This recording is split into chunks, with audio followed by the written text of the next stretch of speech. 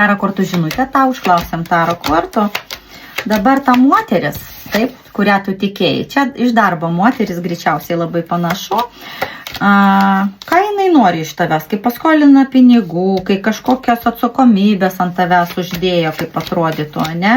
Kaip kažko tikisi iš tavęs, to, ko tu negali visiškai jai duoti, kaip atrodytų, ne? O tu nori visapusiškos palaimos, laimos ir džiaugsmo, bet šitas vyras tau tos laimės nesuteikia. Aš nežinau, jis toks mėgėjas, jis toks, kas įvyko tarp jūsų. Čia toks vyras, suprantat, karalis taurių, vis dėlto toks lengvabūdiškas, paprastas vyras, neturintis savyje tokios vidinio, tokio, žinot, pasitikėjimo vyriško savimi, kur vėjai papučia, ten jis ir nueina. Tai greičiausia galbūt iš jo pusės neištikimybė buvo ir su tą moterimi, apie kurią aš kalbėjau, va čia iš karto jinai išėjo. Taip, greičiausia taip. Rašyk man asmeninę žinutę, jeigu nori sužinoti, kaip tau išgelbėti šitos santykius savo, taip, kaip tau prisikelti iš tų pelenų, nes tau dabar iš tikro labai sunku.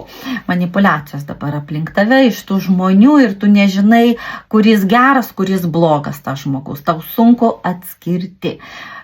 Kaip save apsaugoti nuo nereikalingų žmonių. Aš sukūriau tau amuletą, Elana, namų kvapai, kurias tu gali įsigyti, užsukę į mano puslapį elana.lt amuletų skiltyje. Būtinai užsuk ir įsigyk. Tai yra tau pagalba.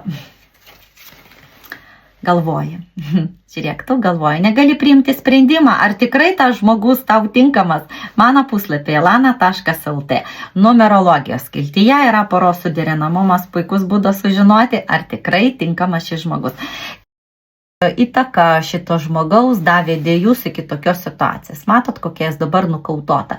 Jis ant tiek tie žmonės jūs jau davarė, kad jūs jau negalit net atsikelti nuo žemės. Aš nežinau, kas čia pas jūs vyksta dabar tokio gyvenime. Jums reikia judėti, eiti, jums reikia naujų. Kaip atrodytų, jums reiktų dabar peržiūrėti savo visą gyvenimą iš naujo ir pradėti iš naujo. Žinokit, nes norai tokie jūsų nepasiekiami, jūs labai daug norit. Jūs kaip ir gerai norit, bet kaip pradėti ką daryti?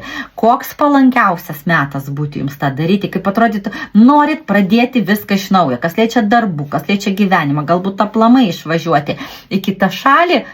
Astrologinis asmeninis horoskopas pagal žvaigždes parodys jums, ar tai teisingas jūsų sprendimas.